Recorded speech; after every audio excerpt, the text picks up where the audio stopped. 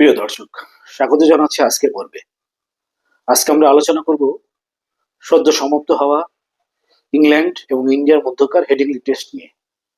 আমরা একটি দুর্দান্ত টেস্ট ম্যাচ উপভোগ করলাম। টেস্ট ক্রিকেট ইতিহাসে 2587তম ম্যাচে এসে আমরা এমন একটি টেস্ট ম্যাচ উপভোগ করলাম যেটা আমাদের স্মৃতির মণিকোঠায় দীর্ঘদিন রয়ে যাবে।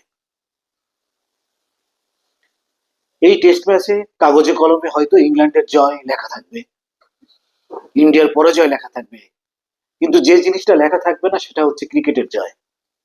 যারা ক্রিকেট ভালোবাসে, যারা কেরামতি মানুষ, তারা মন প্রাণ দিয়ে উপভোগ করেছে এই টেস্ট ম্যাচটি।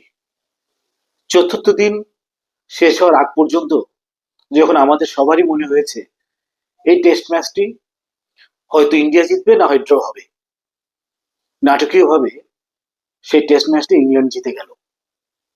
ইংল্যান্ড কেন জিতলো? প্রিয় দর্শক, আমরা তার কিছু কারণ খুঁজে বের করার চেষ্টা করি। আমাদের সামনে কয়েকটি কারণ ঘুরে ফিরে চলে আসছে।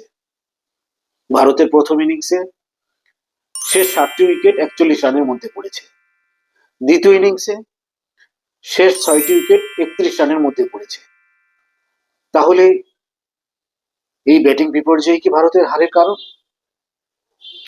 নাকি 7টি ক্যাচ পড়েছে সেইটা কারণ, নাকি শুভমন গিলের অধিনায়কত্বের কারণ? অধিনায়ক হিসেবে যে অ্যাগ্রেসিভ মুড থাকার দরকার ছিল সেটা কি শুভমন গিলের মধ্যে ছিল না? দর্শক, চতুর্থ দিনের শেষ বিকেলে যখন 31 রানের মধ্যে 6 উইকেট পড়ে গেল, তখনই মনে খটকার জেগেছিল, হয়তো ইংল্যান্ড কিছু একটা করেও ফেলতে পারে। সেটাই সত্য হলো। ইংল্যান্ড যেভাবে সাবলীল ভাবে পঞ্চম দিনে ব্যাট করে বেশ কিছু ওভার হাতে রেখে জিতে গেল, তখন মনে হচ্ছিল হয়তো 400 রানের উপরে হলেও ইংল্যান্ড চেঞ্জ করে ফেলতো। ইন্ডিয়ার ক্যাপ্টেন শুভমন গিল বলেছেন তাদের ইচ্ছা ছিল 430-এর উপরে টার্গেট দেওয়ার, কিন্তু সেটা তিনি পারেননি।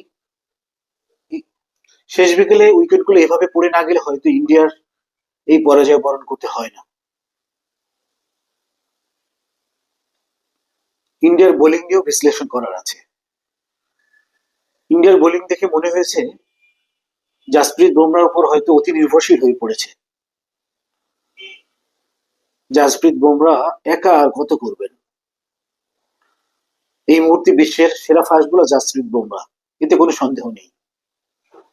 কিন্তু একটা মানুষের ভার বহন করার একটা সীমাবদ্ধতা আছে।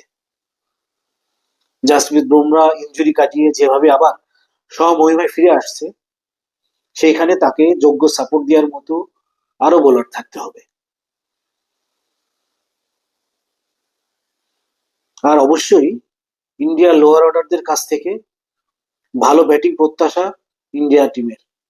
এইভাবে ইনিংসের শেষ দিকে এসে হুড়মুড়িয়ে যদি ব্যাটিং কোলাপস করে, তাহলে সেই ম্যাচ জেতা খুবই কঠিন। 5 ম্যাচের টেস্ট সিরিজে ইংল্যান্ড 1-0 এগিয়ে গেল। সামনে আরো 4টি টেস্ট রয়েছে।